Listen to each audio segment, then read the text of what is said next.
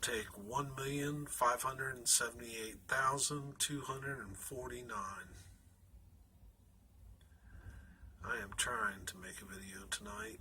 I want to show you some things that I got in the mail. But it's been a couple of weeks, so I thought I'd throw in some record store pickups. But I'm having co-host problems.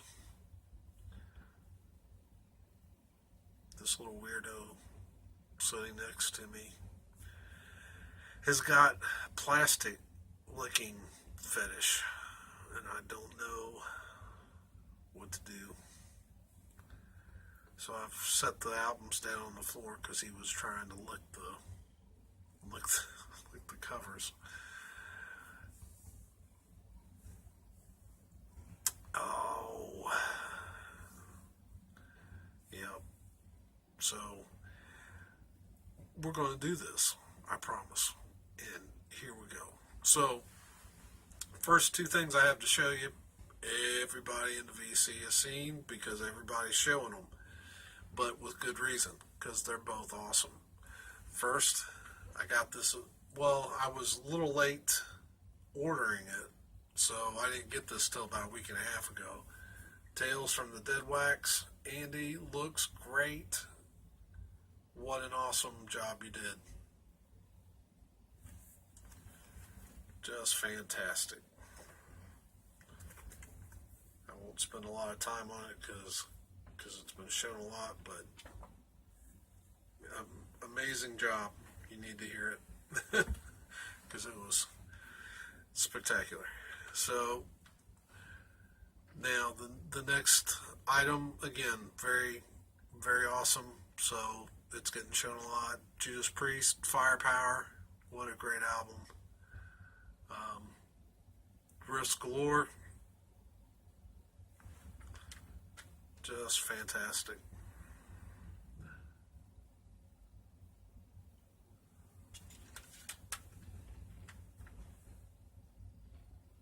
Judas Priest. Good album. Now, on to some things that'll need to be talked about because you won't know. I don't think most people will know what I'm talking about here. So, back in the 80s, there was a Christian rock band by the name of Allies. Their lead singer, Bob Carlisle, is one of my favorite vocalists. The dude can wail. He can sing. He has amazing range. He can sing anything. He can go to the stratosphere. Personally, I think that if I were to compare him vocally to anyone in the mainstream, it'd be Sammy Hagar. He's got the when he does rock, he's got that extra gear where I guess his voice distorts a little bit, but that rasp sounds very Hagarish. But so I picked this up. It's Allies, A Long Way from Paradise. Great album. I haven't had this. I think I had it back on cassette back in the day, but yeah, the CDs were out of print and really high until recently. I picked this up for $5 and couldn't be happier about it. It's Allies, A Long Way from Paradise. Now I have to work on picking up Allies Shoulder to Shoulder, and that won't complete my Allies collection, but that's the album that I really want of remaining in their catalog that I don't have.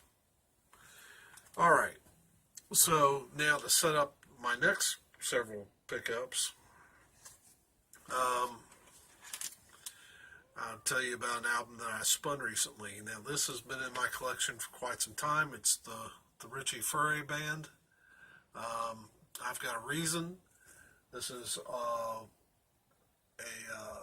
white label promo on Asylum Records. I believe this is from 75, maybe? 76. 1976 album. Been on my shelf forever. I picked it up out of a used bin I probably paid 50 cents to $1 for it.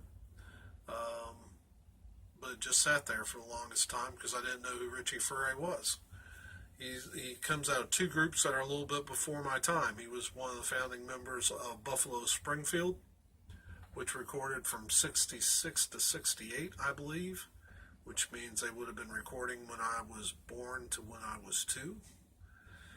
And then he started a group called Poco. And yeah, so both bands before my time.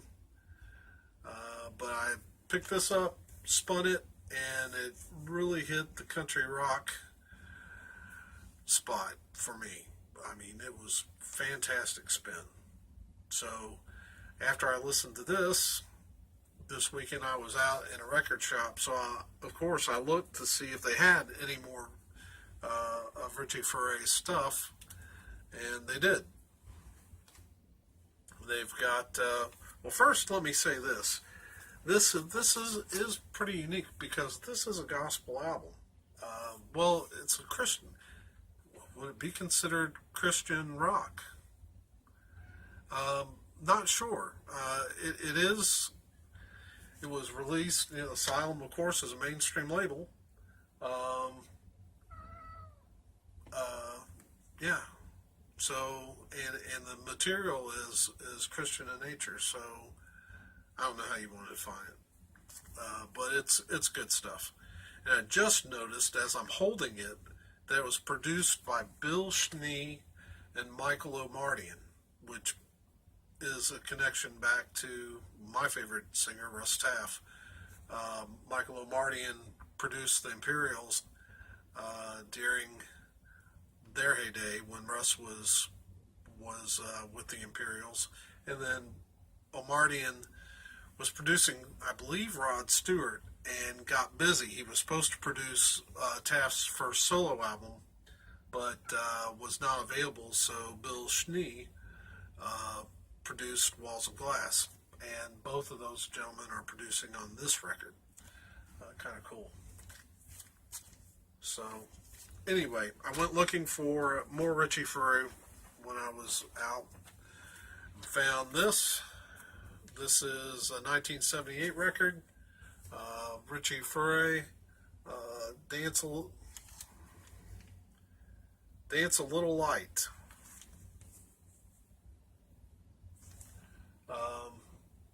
Some great players on here. Billy Batstone, John Mailer. Here's the back. This is a 1978 record on Asylum. Guess I could pull it out. I was very pleased to pick that up. A very clean copy. This next album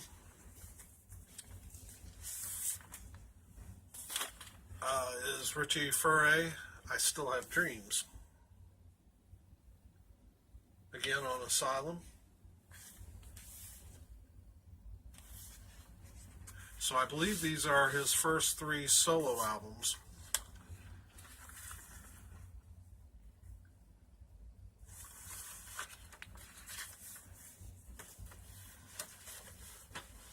And I haven't given the second 2 a spin, but very, very excited about that. Boy, he kind of looks like Steve Perry in that cover.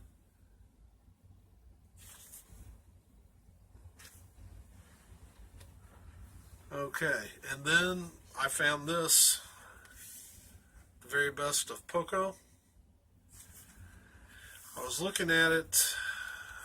Oh, it is gatefold. Got it for $4, so it's not a heavy investment, but I was looking at one of the pieces of vinyl, and it's not so clean. So we'll clean it up and give it a spin, but don't have a lot of high hopes. I'll probably have to try to find this somewhere else. But all right, so from there, picked up Ted Nugent. Little Miss Dangerous, very clean copy, 1986, Atlantic. It, pretty straightforward cover, though I have to wonder what happened here. Kind of wild. Anyway,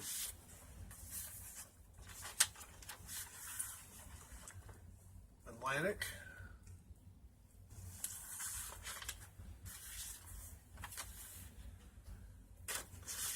This next album, I was very excited to find. Now, one of the things I do, because I like a lot of Christian artists, to me, there was a lot of good music. People rag on Christian rock, but to me, it's just like mainstream. There was some good stuff, and there was some crap, and just like there is in the mainstream. So, but with Christian artists, one of the things I try to do, a trick to find stuff, is I make sure to look when I go into a bin if they've got the single letters. They'll have group cards for a lot of the big acts. Aerosmith, Van Halen, Iron Maiden, whoever it is, they're going to have their own group card. But then they usually have a singular letter card for all the other miscellaneous stuff that they don't have big group cards for. And if I dig through those enough, a lot of times I turn up really, really good Christian rock albums. And that was what happened here. I found this, Matthew Ward, Fade to White. Matthew Ward is an amazing vocalist. Great tenor.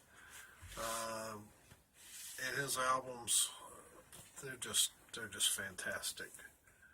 Trying to look to see who some of the players are on here, but I don't know. I really don't know too many of those folks. I do know this album pretty well. Some great songs on it, like Racing for the Goal, and then I realized it's on Live Oak Records, which is a Christian label. Matthew Ward, of course, was 1/3 of the trio, second chapter of Acts. But yeah, just great pickup. Then, oh boy, I'm just dragging tonight. I am sorry. I'll try to pick it up a little bit here. Then I picked up this double album. It's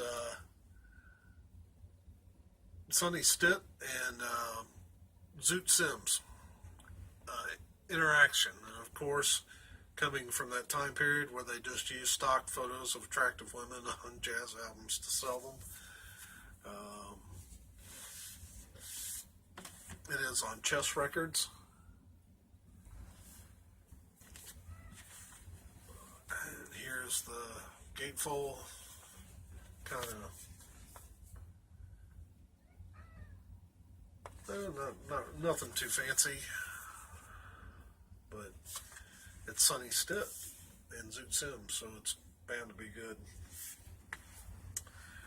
And I found two albums from this next artist, Dave Brubeck Quartet. I guess the main title is My Favorite Things. Again, from that 60s. This is a I think this is from the mid 60s. And I don't know where to find the year quickly. I think it's from the mid 60s. Could be from 66, I'm not sure. But, again, that time period where they use stock photos of attractive women to sell jazz records. I guess there's worse things they could do. But yeah, on Columbia.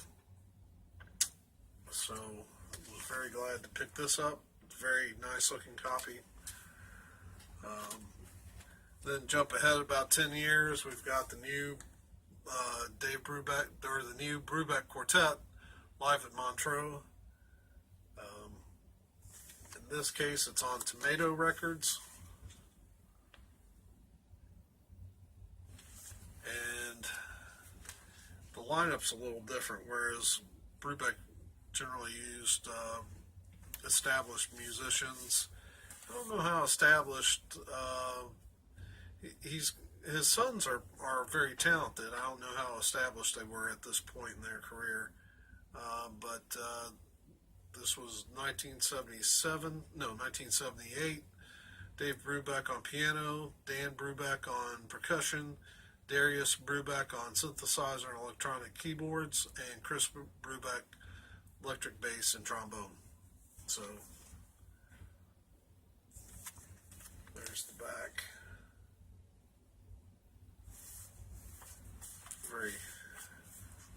Very nice pickup. I have quite a bit of Dave Brubeck on vinyl. I should probably do a video on just for him at some point. And then finally, back to the metal. Striper, To Hell with the Devil. I have a copy of this cover, but it's in a frame.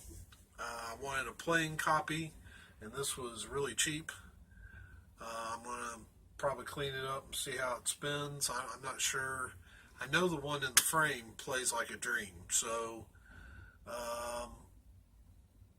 one of them will go into the collection to be played, and the other one will be in the frame. Not sure how that'll work. This one's on Enigma. I think the one Dave gave me was on Music for Nations, but I can't remember right off the top of my head. Of course, there's the boys.